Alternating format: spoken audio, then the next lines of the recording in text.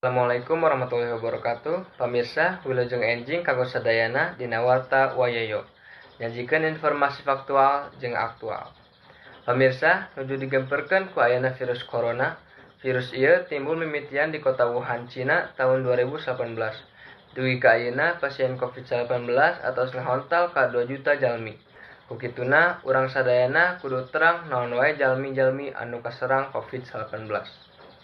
COVID-19 atos ditetapkan ku Badan Kesehatan Dunia WHO janten penyakit pandemi. Penyakit anu sangobarna ka mancanegara mung teu acan masyarakat Indonesia terang gejala-gejalana. Kanggo ngaterangan hiji jalma anu kajangkit ku virus corona, kedah ngalaksanakeun sababaraha tes.